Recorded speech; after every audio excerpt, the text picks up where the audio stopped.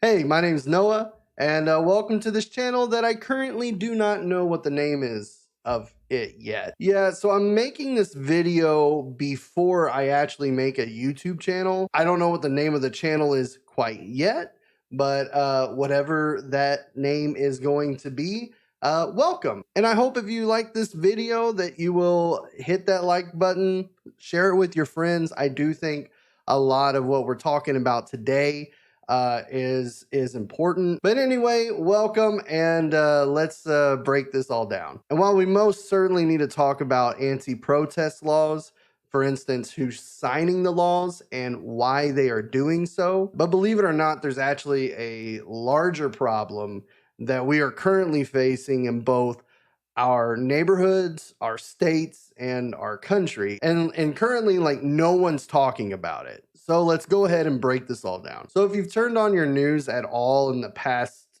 several months, you've most certainly heard the term anti-protest laws. And the term anti-protest laws refer to the record amount of executive orders, legislation, and policies that we have been seeing lately that are restricting certain forms of protest. And these laws are typically Republican-led and are a response to the sweeping amount of protests that we saw after George Floyd's unfortunate murder. Now, as of recording this video, there are over 90 laws that have been introduced in over 36 states. But out of those 36 states, there have been 2 states who have signed the most harmful and radical laws that we have seen in recent history. Oklahoma's governor signing into law a bill that protects motorists from being held liable if they unintentionally injure or kill somebody while trying to escape a riot. House Bill 1674 also makes it a misdemeanor, punishable by up to a $5,000 fine and a year in jail for obstructing a roadway during a protest. Florida's governor has signed a new anti-riot law. Tonight, some civil rights groups say the law infringes upon free speech. The law also takes away cash bail for arrestees determined to have been taking part in a forceful riot, keeping them in custody until they go before a judge. So, I mean, this comes as no surprise at Oklahoma and Florida. And while both states have definitely implemented some extreme and harmful laws, today, for the sake of time, we're only going to talk about one of those states, and that is Florida. Now, Florida's like leading the charge of these new anti-protest laws, or as they call it in Florida, anti-rioting laws. So Florida signed Senate Bill 484 April 19th of this year. And this bill included several extremely radical new laws, as well as changing existing laws. So under SB 484, as little as 3 people can be considered a riot. And if you are charged in a riot, it is now a 3rd-degree felony. And unfortunately, due to the language of the bill, you don't even have to do anything in order to be charged with that. Also, any large group of protesters, specifically 25 or more, who block traffic or even temporarily block traffic, can now be fined and charged up to 15 years in prison. And the law also creates this new criminal offense called mob intimidation. And since I have the definition in front of me, I'm going to go ahead and read it to you. Mob intimidation is defined as a group of 3 or more people who have a common intent to incite someone to do or not to do an act or obtain a certain viewpoint, which sounds really familiar to me. Abortion is the ultimate form of bullying. The protesters are organized by the group Operation Save America, which calls Roe v. Wade a covenant with death and wants abortion outlawed. Scaling walls, smashing windows, and shots fired. You need to stop killing children. Protesters are more aggressive now, as in this video from 2015. The scare tactics have escalated, so the patients come in more upset, more scared. The United States Capitol building breached by a violent mob of President Trump's supporters. Everybody stay down! A mother who has knowingly, willingly chosen to kill her own child out of pure selfish motives, she's guilty as a murderer in the eyes of the law. It's disturbing for patients. It's intimidating. Yeah, see, I'm not convinced that the government will prevent that from happening. So along with a few other laws like increasing the punishment for defacing landmarks, the main Republican turn on of this bill is that it shifts liability from a motorist who injures a protester from the motorist to the protester. I mean, basically, it allows any incel or racist to run over as many protesters as they want, so long as they say that they or their vehicle felt threatened. And the laws are continuing even as I'm recording this video. And look, there are tons of words I can use to describe how racist, how harmful, how backwards, how unconstitutional SB 484 is. But let's talk about the person who's making your racist uncle's wet dreams come true. Florida Governor Ron Desantis. So I wrote a joke for this part and I would like to read it for you now. And yes, he does look like the president of an MLM scheme who names his dogs after Confederate generals and asks his tailor to remeasure his inseam a few too many times. Don't be mean. Don't be mean. You like the joke, remember? Just let me know how much you like that joke in the comments below. Rate it 1 out of 10. Let me know how you liked it, which I know you love it. Now, DeSantis has been in a huge wave of headlines for his radical views to his wild yet predictable view on policy. And it probably comes as no surprise that old racist Ronnie is, of course, a Trump darling.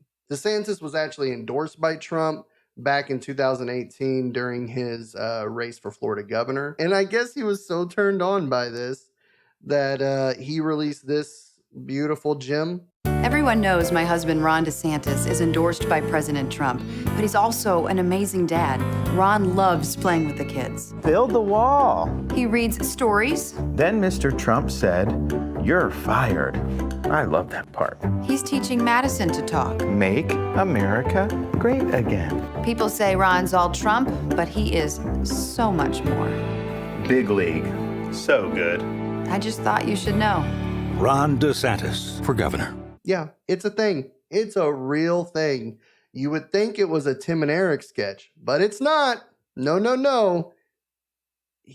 That really exists. Now, after seeing that video evidence of hell, it kind of makes sense that Trump has now gone on record to say that he is considering Ron DeSantis as a running mate in the 2024 presidential election. However, there have been talks about Ron DeSantis running for president for quite a while now. So I think Trump is actually trying to eliminate his competition. I mean, you can't run against him if you're running with him. Anyway, there are already 2 lawsuits filed against Ron DeSantis and the anti-protest laws in the state of Florida. And most likely, well, hopefully, most of these laws will be struck down in the court of law, or at least parts of the laws will be struck down in the court of law. But as I said before, these anti-protest laws are just part of a larger problem that we are currently facing. And yeah, racism is a huge problem, as well as polarization between political views. But see, over the past several decades, there has been a trend where knowingly outlandish and unconstitutional laws have been signed into law by government officials with them knowing damn well that it will be struck down in a court of law, and no one is talking about this. Now, I couldn't find a specific term for what these laws are called, so I'm just going to call them what they are, which is clout laws. So clout laws are usually pushed by lead government officials who are trying to either earn votes or They want people talking about them, so they want to see their name in the headlines. In other words, these laws are enacted for the simple purpose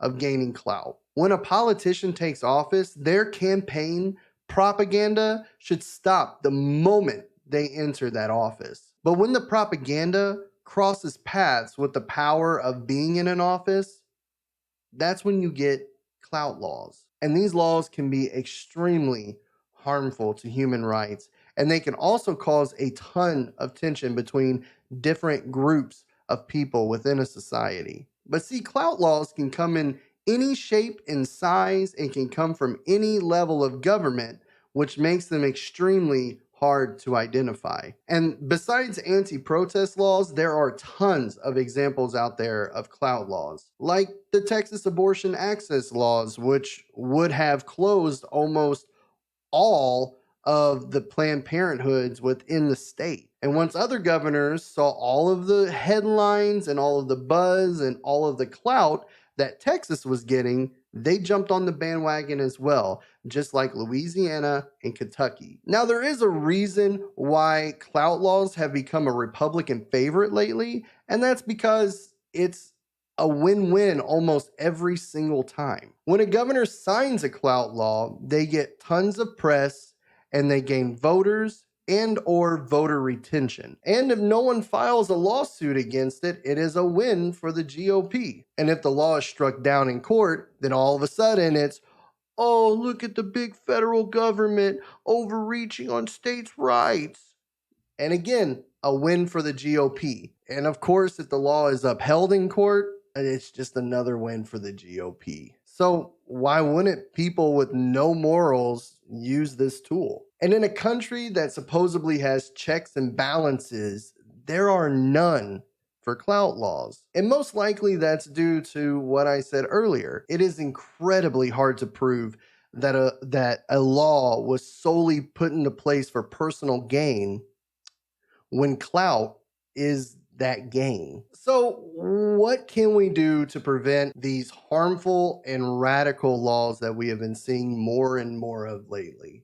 Well, we can start by helping support these nonprofits who are battling these laws in court. And I will make sure to include some of their links in the description below so you can help them out. We can also spread awareness of clout laws and how to identify them. Because once again, nobody is talking about this and it needs to be discussed.